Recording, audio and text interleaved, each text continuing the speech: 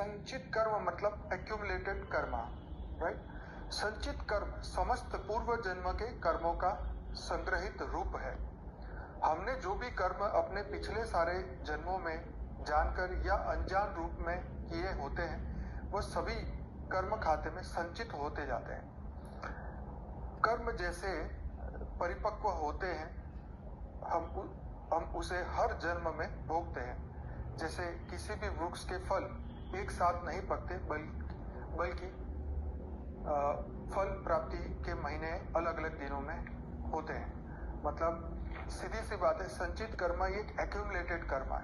ये इस तरीके से होता है कि हर जन्म में जितना भी, ये प्लस माइनस का उधार है ना, प्लस माइनस की बात है कि हमने कितने अच्छे किए, कितने बुरे किए, सब कुछ इकट्ठा होता जाता है। तो आपको पता ही है, जैसे हमारे दादाजी ने बताया कि ब्रह्मा का दूसरा परार चल रहा है, उसमें भी 198 करोड़ साल बीत चुके हैं। कई अर्ध प्रलय, कल प्रलय हो चुके हैं, और कितना करोड़ों साल पुरानी ये धरती है, कितनी करोड़ों साल पुरानी ये सिविलाइजेशन है। बहुत कुछ इतना पुराना है कि जो ये बुद्धि अभी एक्सेप्ट भी नहीं कर सकती अनलेस एंड अनटिल उसको प्रूफ ना मिले। तो उसके प्रूफ ढूंढने शुरू है। यहाँ बताने की कोशिश ये है कि संचित कर्म ये समस्त पूर्व जन्मों के इकट्ठे हुए कर्म है, जो कि समय समय पे वो जैसे ही वो समय आता है, फल परिपक्व होते हैं, तो उसका हमें फल मिलता है, चाहे अच्छा हो चाहे बुरा हो। यस, तो आगे उसके बारे में बात करते हैं। तो result of actions perform in all previous births, all the result of कर्मफल और past are in seed form.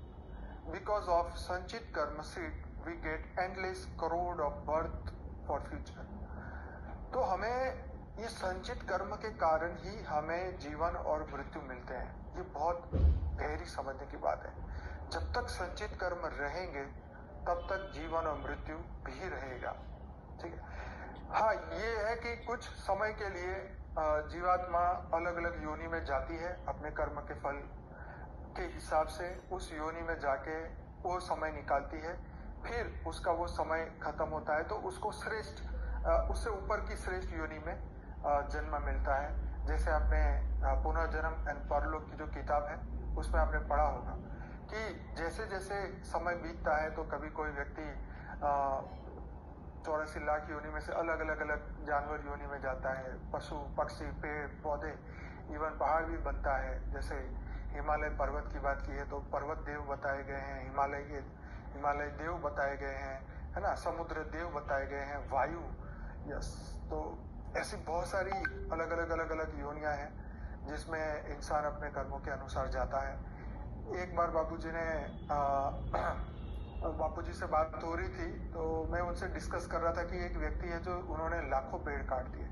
तो बापूजी ने बोला कि इसने लाखों पेड़ काटे, तो उसकी सजा जब उसके सामने आएगी कर्मफल, तो उसको भी एक जन्म 2 जन्म वो पेड़ ही बनना पड़ेगा।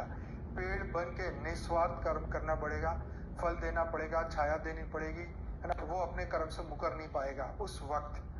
तो शायद ये बात कहीं डिस्कस हुई थी वीडियो में। तो ये संचित कर्म ही सब कुछ है। यही हमारी मतलब बैंक है, कर्म की बैंक है, जिसके अंदर कई चीजें, इतना कुछ रिकॉर्डेड है, जो आत्मा जब से निराकारी से आकारी और आकारी से साकारी बनी, तब से लेके अभी तक कितना कुछ इसके अंदर रिकॉर्डेड है।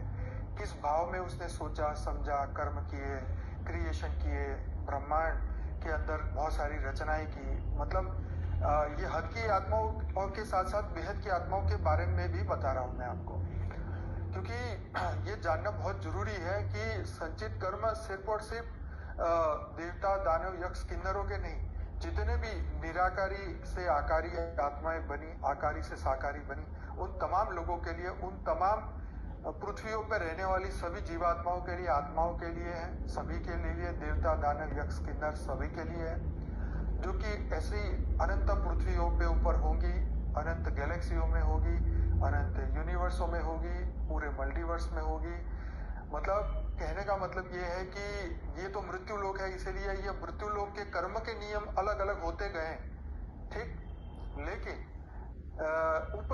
दुनिया में, जहाँ पे अमर लोग है, जहाँ पर ऑलरेडी परम लाइट परम प्रकाश की दुनिया है, वहां पर भी सूक्ष्म कर्म तो वहां भी होते हैं, क्योंकि वहां भी क्रिएशन है, वहां भी रचना है, तो कर्म तो वहां पर भी है। लेकिन कर्म का फल का जो फॉर्म है वो इस तरीके से नहीं होता, दुखमय नहीं होता है। हाँ, वहाँ पावर लॉस होती है, जो कि वहां भी कर्म फल का एक सिंपल सा एक नतीजा है। तो ऐसे ही इस धरती लोक पे ये कर्म के अलग अलग तरीके से फ्रूट देने के मतलब फल देने के अलग अलग प्रकार हैं इस धरती लोक पे।